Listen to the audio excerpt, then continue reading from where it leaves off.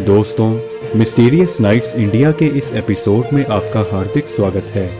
काला जादू का नाम सुनते ही दिमाग में पश्चिम बंगाल का नाम घूमने लगता है, लेकिन भारत से ज़्यादा काला जादू का उपयोग अफ्रीका में होता है, जिसे वुडू के नाम से जाना जाता है। सामान्य लोगों के लिए यह विद्या आज भी एक रहस्य है। तो दोस्तों, आइए जानते हैं काले जादू से जुड़े हुए कुछ रहस्य।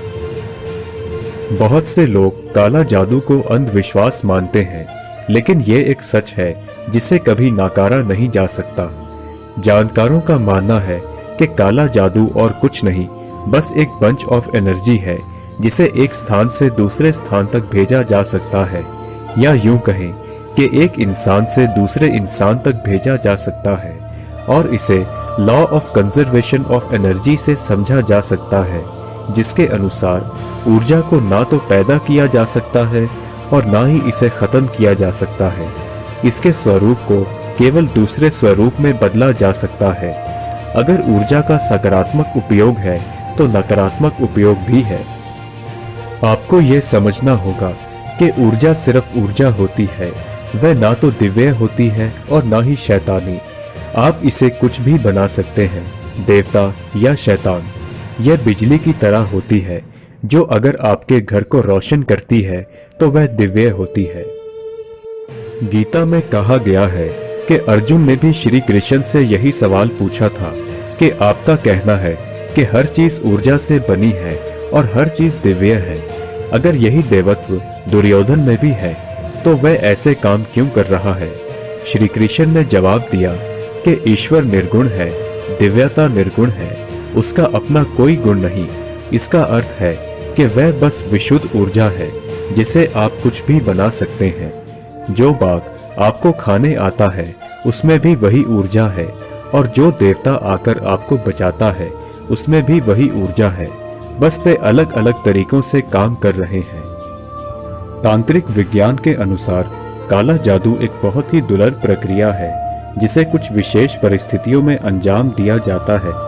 इसे करने के लिए ऊंचे स्तर की जरूरत होती है और कुछ लोग ही इसे करने में सक्षम रह पाते हैं। इस प्रक्रिया में एक गुड़िया जैसी दिखने वाली मूर्ति का उपयोग किया जाता है, जिसे कई तरह के खाने की चीजें जैसे कि बेसन के आटे से बनाया जाता है, और इसमें विशेष मंत्रों से जान डाली जाती है। उसके बाद जिस व्यक्ति पर जादू करना होता है उसका नाम लेकर इस पुतले को जागृत किया जाता है। वुडू की मुख्य विशेषता यह है कि इसमें जानवरों के शरीर के अंगों का उपयोग होता है, जिससे कई समस्याओं के समाधान का दावा किया जाता है। यहाँ तक कि इस जादू से पूर्वजों की आत्मा को किसी भी शरीर में बुलाकर अपना काम करवाया जा सकता है। वुडू जानने वालों का मानना है कि इस धरती पर मौजूद हर जीव शक्ति से परिपूर्ण है, और इसीलिए उनकी ऊर्जा का उपयोग करके उनकी बीमारियों को ठीक किया जा सकता है।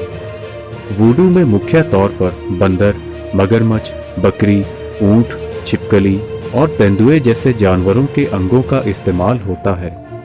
विशेषज्ञ मानते हैं कि पुतले के जरिए किसी भी इंसान को नुकसान पहुंचाना इस जादू का उद्देश्य नहीं है। यहाँ तक कि इस जादू के लिए काला जादू शब्द भी गलत है। दरअसल ये एक तंत्र विद्या है जो भगवान शिव ने अपने भक्तों को दी थी।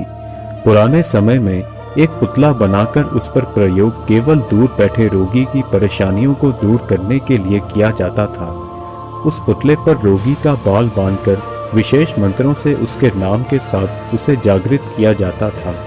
उसके बाद रोगी के शरीर के जिस भी हिस्से में समस्या होती थी, पुतले के उसी अंग पर सुई गढ़ाकर विशेषज्ञ अपनी सकारात्मक ऊर्जा को वहां तक पहुंचाता था। ऐसा करने पर कुछ समय बाद तकलीफ खत्म हो जाती थी। यही कारण है कि इसे रेकी और एक्यूप्रेशर का मिश्रण भी कहा जाता है, जिसमें अपनी अत्याधुनिक ऊर्जा की सहायता से किसी को भी जीवन दिया जा सकता है। कुछ स्वार्थी लोगों ने इस प्राचीन विद्या को समाज के सामने गलत रूप में स्थापित किया, जिस कारण इसे काला जादू नाम दिया जाने लगा। दरअसल उन्होंने अपनी ऊर्जा का उपयोग समाज को नुकसान पहुंचाने के लिए किया था। गौरतलब है कि जिस तरह काले जादू की सहायता से सकारात्मक ऊर्जा पहुंचाकर किसी भी बीमारी या परेशानी को दूर किया जा सकता है, ठीक उसी तरह सुई के माध्यम से नकारात्मक ऊर्जा पहुंचाकर उसे तकलीफ भी दी जा सकती है। तो दोस्तों, इस वीडियो को देखने के बाद काले जादू के प्रति आपके क्या विचार हैं, हमें कमेंट्स के माध्यम से जरूर बताएं। अगर आपको ये वीडियो पसंद आई तो इसे लाइक जरूर करें और अपने दोस्तों के साथ शेयर भी करें। अगर आप हमारे चैनल पर नए हैं तो हमें सब्सक्राइब करना ना भूलें। हम जल्द ही आपसे अगली वीडियो में मुलाकात करेंगे। तब तक के लिए इजाजत दीजिए।